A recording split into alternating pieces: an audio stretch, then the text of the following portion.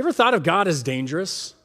I mean, I don't think most of us in the United States really think of God as dangerous. We don't really think of him as a danger. We think of him as an idea or maybe something that we love to worship because he loves us, but dangerous? And I guarantee you, we should probably be hanging caution signs on the church. And so we begin with this interesting situation in the evening, a kind of a dangerous time that Jesus calls the disciples, let's go to the other side. And yet I find this so familiar. When Jesus calls you into something, when he says, hey, step out, take a risk. I want you to start a venture, start something new. I want you to go over there and begin a ministry. I want you to get over there and care for that neighbor. I want you to step out.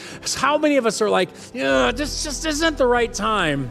And it's because Jesus seems to always call us at dangerous times. Maybe there's a danger to the idea of joining a ministry because it's going to throw off your calendared activities. Maybe it's your sports teams or your other things. And in all of that stuff, you're going, that's a danger to my aspirations and my future. There is always something that can come up as a danger when Jesus calls us to action. He always seems to be calling us in the evening. My point is that if we focus on the wrong timing and we wait for the right timing, it's never going to come. There are plenty of times throughout Scripture where somebody is called and they just go for it. And the reason we read about them is they're the ones that did it. But how many times has God called you out to take a step, and yet it's just not the right time? Because Jesus calls you not just in dangerous times, but he also calls us into dangerous situations. Jesus is not about calling us always into the safe places and the comfortable things. In fact, most of the time, his true callings lead us right into the middle of difficulty. When you step out to reach your friends, your neighbors, suddenly there's an eruption of issues around you. There's something to distract you and pull you back. This kind of resistance is spiritual battle. It's real. Spiritual warfare occurs, and the enemy doesn't want you to follow through on what God calls you to do. He's going to make it more difficult to volunteer. He's going to make it more difficult to step into that place because they don't want you doing what God is out to do. It says in verse 37, and a great windstorm arose, and the waves were breaking into the boat, so that the boat was already filling. But he was in the stern, meaning Jesus, asleep on the cushion. And they woke him and said to him, Teacher, do you not care that we're perishing? This is a freaky situation. Let's be honest.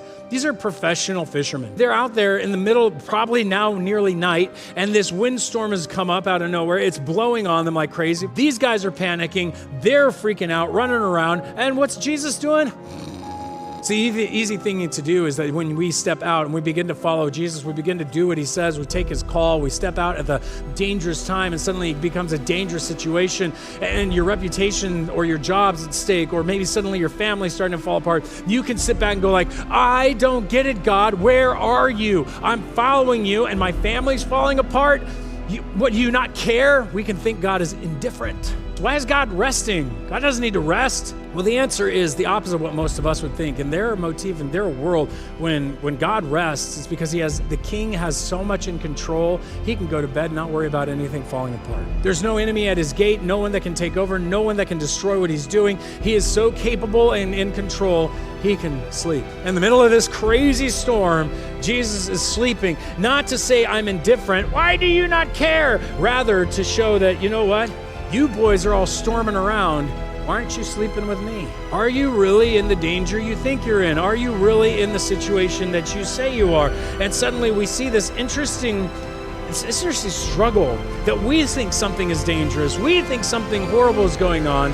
And yet it seems like God's asleep. He knows, look, your ministry's not about to fall apart. It's 2 weeks away from exploding. No, your family's not going to fall apart completely. You're just beginning the healing I've intended. You know what? I'm telling you, your career isn't over. You're just beginning the journey I always intended you to go on, because God knows what's going on.